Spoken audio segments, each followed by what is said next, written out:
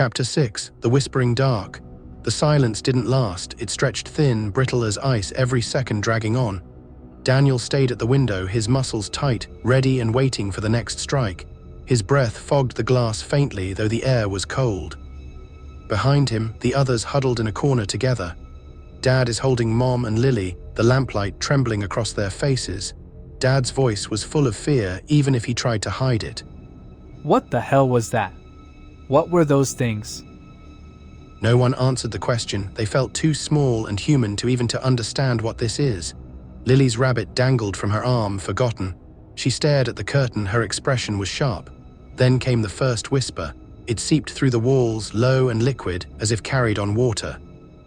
Not words Daniel could recognize. Mom clamped her hands over her ears. Stop it. Daniel forced himself to stay still, listening to the voices that were screaming at them. The rhythm changes to a chanting, unnatural sound slipping past meaning. Beneath the jumble, he thought he caught his own name. Daniel. The sound speared into his chest, and he jerked away. His heart felt as if something was ripping it out. Lily turned her head toward Daniel. Danny!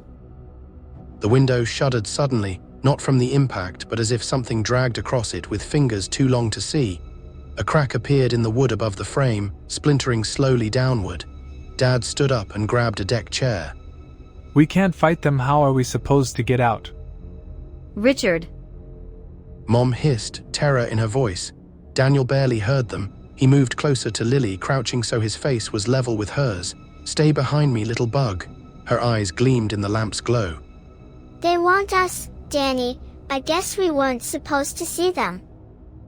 The words chilled him deeper than the night. The voices whisper, filling the room until the walls seemed to pulse with them. Shapes slid across the curtains, then the lamplight flickered once, twice before dying, and the darkness swallowed them whole. Mom's scream tore through the darkness. Dad cursed, and Daniel grabbed Lily and pulled her close to him. Outside, the shadow covered more ground around the cabin, and it bled darkness and covered the grass, slowly creeping toward the cabin. Daniel's instinct screamed run, but where?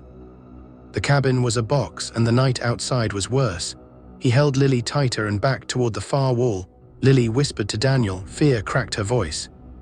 I'm scared, Danny. A tendril brushed the rug. The fibers blackened instantly, curling inward as though burned by frost. Mom sobbed, clutching at Dad's arm. Daniel's pulse thundered, his mind reached for anything. Fire or maybe light, something to push back. He remembered the flicker of safety by the lake. They are scared of water, Daniel shouts, but there was no water here. The tendrils thickened, merging into a single form. It curled upward, changing shape, almost human. Daniel stepped in front of Lily. His voice shook, but he forced it out anyway. You can't have her. The whispering stilled for a heartbeat. The room went completely silent. Then every window in the cabin rattled at once. The sound was horrifying. The glass bowed inward, and the curtains fluttered as though a storm raged outside. But then, as fast as it started, the siege stopped. The dark, humanoid entity drags itself back to the window, floats through it to the outside, and fades back into the other shadows. The whispers fade away into the dark night. Only the silence remains, and the fear lies between them.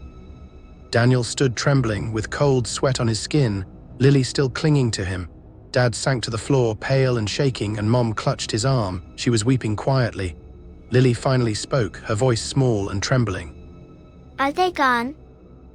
Daniel looked at the window. The glass lay scattered on the ground in pieces. Daniel's stomach twists in a knot. He doesn't know what happened, but he knows in his being that the night is not over. They will come back.